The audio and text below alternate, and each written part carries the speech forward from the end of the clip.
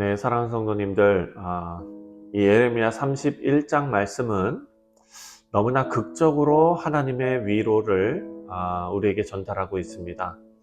하나님의 말씀을 1인칭 시점으로 기록하면서 마치 하나님께서 직접 말씀하시는 것처럼 유다 백성들에게 미래에 이들에게 펼쳐질 하나님의 구원의 계획을 약속하시는 그런 말씀입니다. 먼저 4절 말씀을 보면은요, 4절에 처녀 이스라엘아 내가 다시 너를 세우리니 내가 세움을 입을 것이요 내가 다시 소고를 들고 즐거워하는 자들과 함께 춤추며 나오리라. 아멘. 이 말씀은 하나님께서 택하신 백성을 완전하게 회복시키신다라는 약속의 말씀입니다. 특별히 하나님께서 유다 백성들을 처녀 이스라엘이라고 불렀습니다. 여러분, 처녀의 이미지는 정결하고 순수하고 흠이 없는 그런 존재로 여기신다라는 그런 표현입니다. 하지만 유다 백성들은 타락해서 음란한 자들이 되어버렸습니다. 정결한 신부의 모습에서 이방의 우상을 숭배하면서 신랑을 배신한 음란을 저지른 백성이 되고 마는 것입니다. 하지만 하나님께서는 그 백성을 다시 정결한 하나님의 신부, 하나님의 백성으로 세우시겠다라고 약속하십니다. 이 말씀을 통해서 우리가 알 수 있는 것은 하나님께서는요, 택하신 백성을 절대 잃지 않으신다라는 사실입니다. 더러워진 백성을 그냥 버리시는 것이 아니라 다시 정결하게 하십니다. 1절 말씀을 보면 여호와의 말씀이니라 그때에 내가 이스라엘 모든 종족의 하나님이 되고 그들은 내 백성이 되리라. 아멘. 이스라엘 모든 종족이다 라는 표현은 이스라엘의 12지파를 의미하는 것입니다. 하나님과 그리고 선택받은 하나님의 민족의 정상적인 언약의 관계를 표현하는 것이 바로 나는 너의 하나님이 되고 그들은 내 백성이 되리라 라는 표현입니다. 그런데 지금 1절에 나온 이 표현에서는요, 하나님께서는 예외적으로 내가 이스라엘 모든 종족의 하나님이 되고 라고 분명히 말씀하십니다.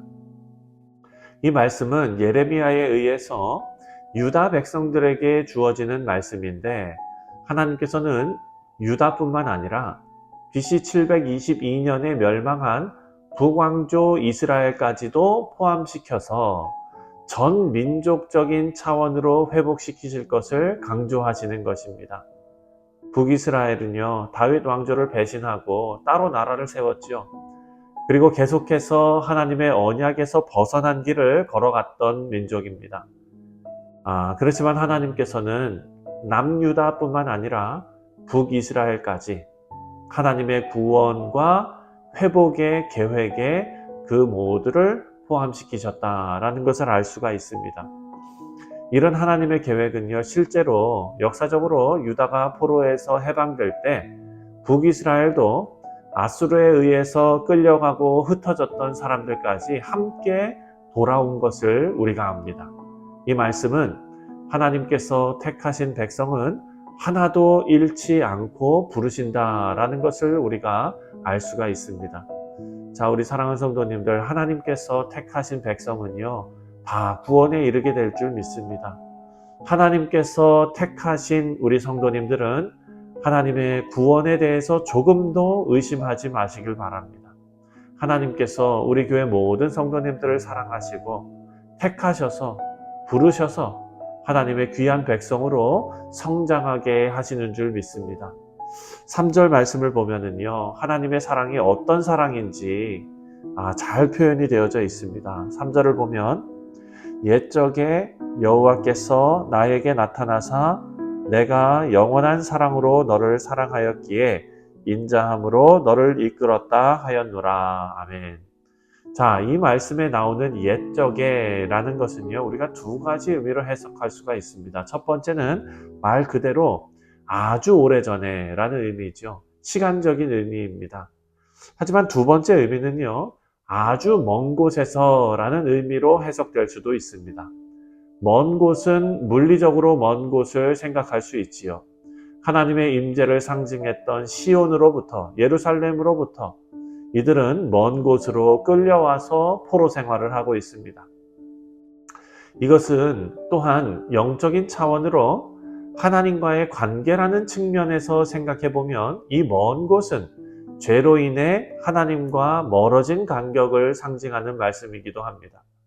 이렇게 물리적으로 또 영적인, 시간적인 이런 먼 곳에서 하나님께서 이스라엘 백성들을 인도해 내신 이유가 지금 나옵니다. 바로 3절에 나오는 영원한 사랑으로 라는 표현입니다.